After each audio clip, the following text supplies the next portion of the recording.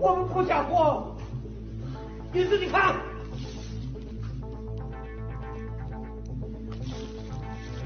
你们到底想干什么？你们啊！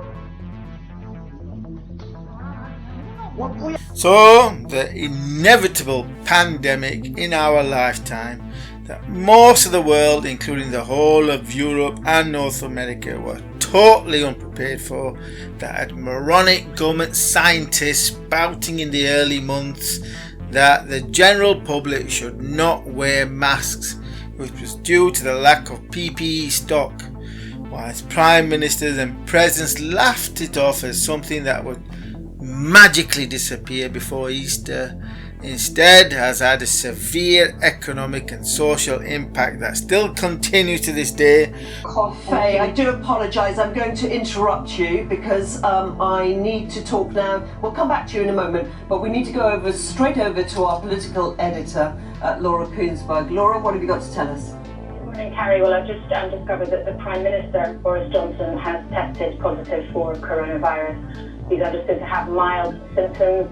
He will self-isolate in number 10 and will still be in charge of the government's approach to how they're handling the crisis. But obviously this is a significant moment.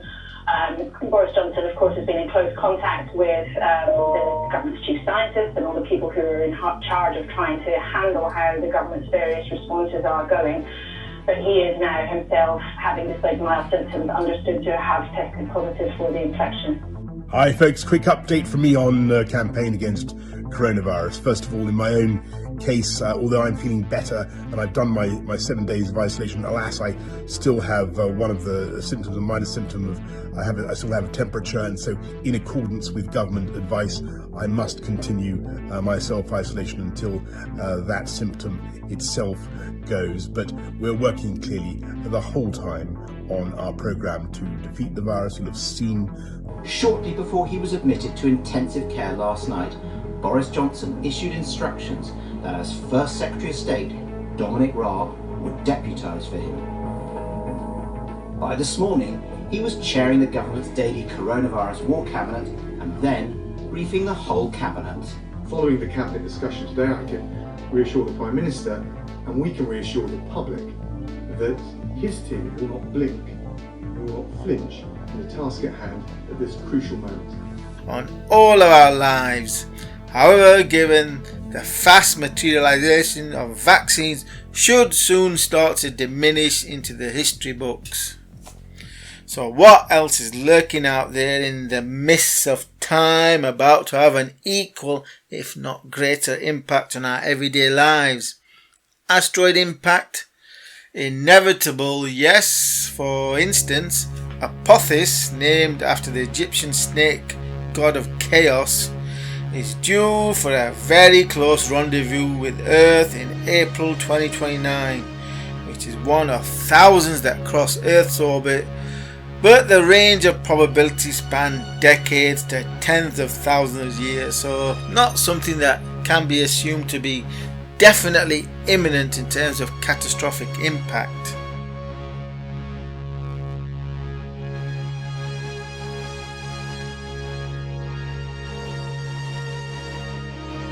So what is next? The most probable catastrophic event that we are largely unprepared for.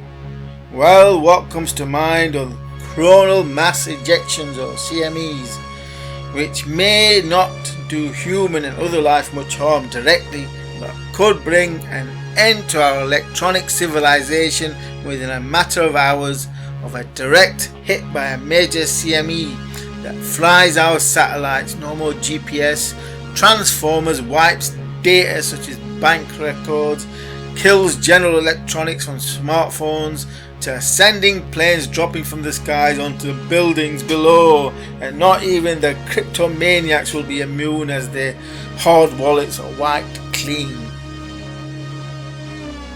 So how probable is such an SME event? Very probable, as the sun is coming out of its solar activity cycle low as measured by sunspot activity. Likely imminent, just as warnings of a pandemic spanning the past 10 years set the scene for an imminent pandemic to plan for that few governments actually did. the Earth being hit by a massive solar storm within the next 10 years is very probable, which I rate as at least 80% probability. One only needs to look at the sunspot activity to see that the sun has been relatively quiet for the past 20 years, just at a time when smartphone technologies have been taking off globally, with many hundreds of satellites going up during the solar quiet time period, virtually none of which would survive being hit by a CME. Probably the riskiest period for solar flare activity is for between 2025 and 2028, which so happens to coincide with my big picture stock market trend analysis as of June 2020. The sun's quiet period is coming to an end, and we are going to see spikes in solar activity that could see a solar mass ejection coming Earth's way. The greater the solar activity, then the higher the probability of Earth being hit by a solar storm, and it is going to happen. The Earth will be hit by charged particle storms from the Sun. The only question mark is the magnitude, and will we get a direct hit or just glancing blows, where a glancing blow would still cause some damage and outages, whilst a direct hit would send us immediately back to the pre-electricity age for anywhere from a few days to more likely several months, depending on what electronics fail, such as transformers, for which there is little backup stock around the world, perhaps only enough to get a few cities up and running, whilst most of the rest of each nations remained in blackout for could be up to years. In fact, we have seen what a few hours without electricity can do to some inner city populations, sending them rioting and looting. What will happen if the outages extend for several months, if not years, in a world without any communications, no internet, no TV, and likely no radio due to ionization of the atmosphere, a complete communications blackout, with perhaps the police patrolling on horseback with loudspeakers to order populations to behave and remain indoors, or else martial law rules. Information silence and food shortages within days, as every non-essential person is forced to stay at home, with the army of soon patrolling the streets, whilst the government organises emergency food rations to prevent starvation. So the Earth being hit head-on by a coronal mass ejection will be catastrophic, with the impact likely many times that of the pandemic we have just experienced, perhaps the world not getting back to normal for several years. And when did the Earth last take a hit? The Earth was hit by just a glancing blow in March 1989 that knocked out power across large sections of Quebec. That's in Canada if you don't know. Whilst on the 23rd of July 2012 the Earth had a near miss with a massive solar superstorm that would have knocked the Earth in technological terms back to the 18th century.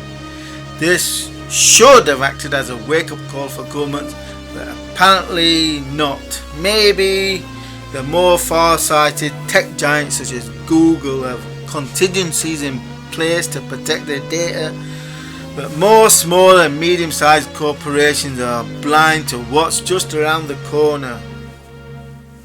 So how to protect your tech from a solar storm?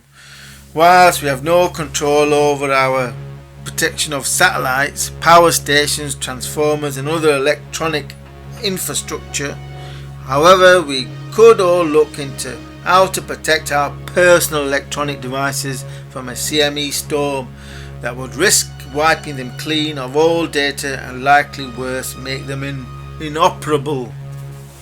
The easiest first defense is to have them unplugged from the mains. After all, there could be as much as 30 minutes advance warning of an SME heading our way. That's if we're awake, if it's during the daytime.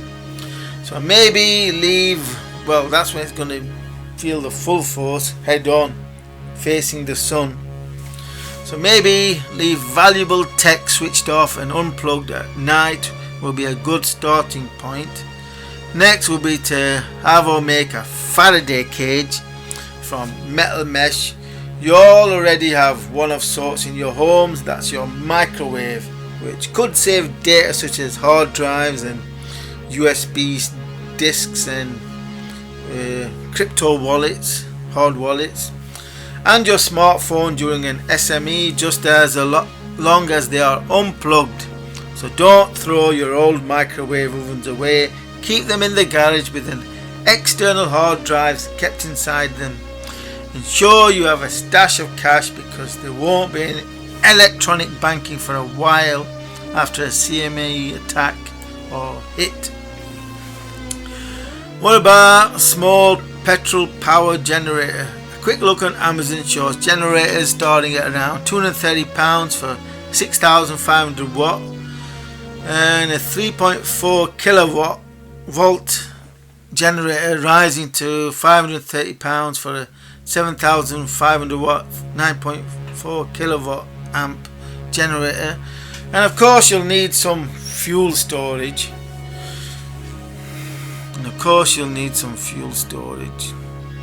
Let's do that again.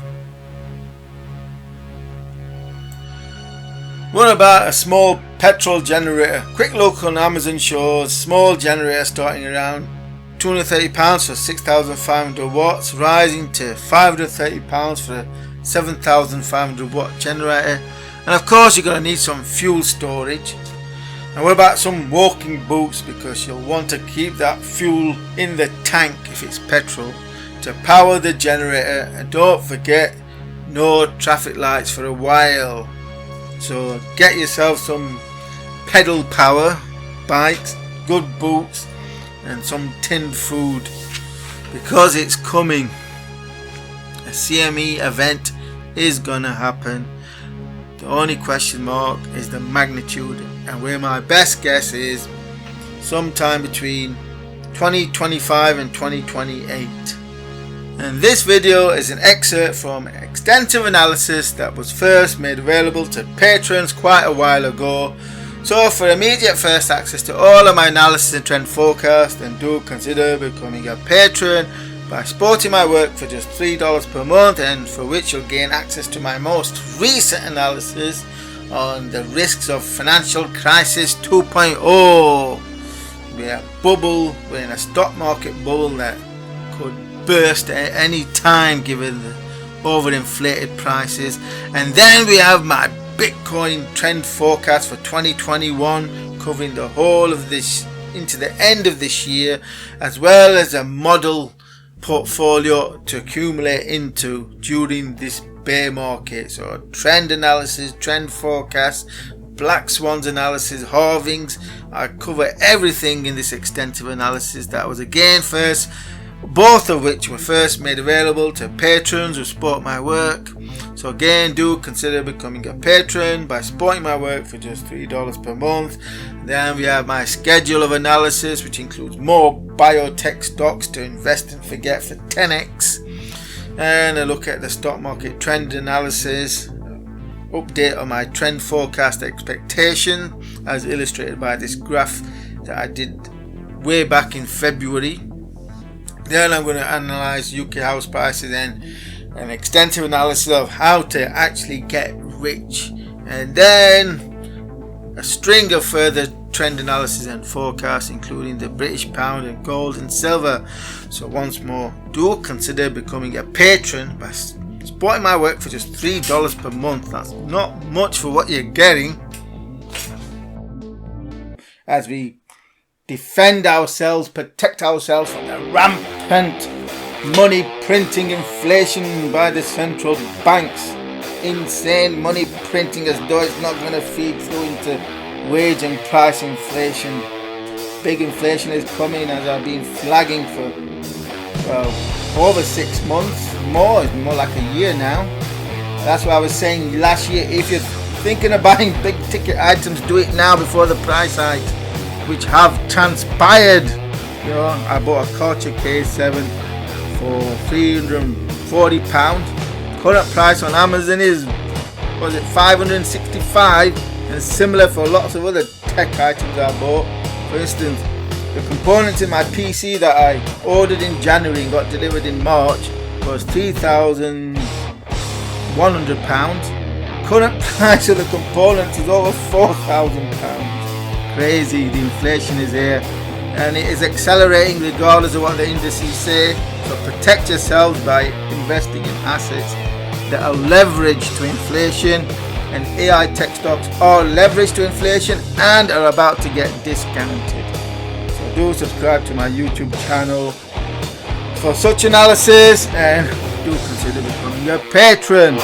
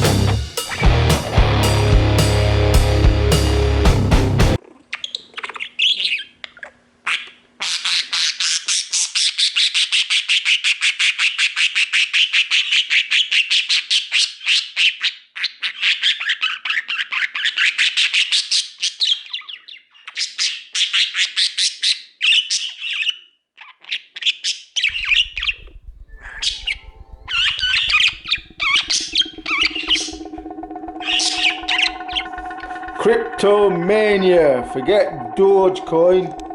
Today I'm going to be mining budgie coin. What you need is a budgie. Just need one budgie to start crypto mining with budgie coin. Ooh, that's an angry bird. Eh? You're angry today, Mr. Green. So this is how you mine budgie coin. Get rich, get Dogecoin. Right, we need to grab that bougie. Yeah, it's a bougie coin, not budgie coin. Bougie. Come here, bougie. I need you. Hey, what are you trying to bite me for? We need a bougie to mine bougie coin.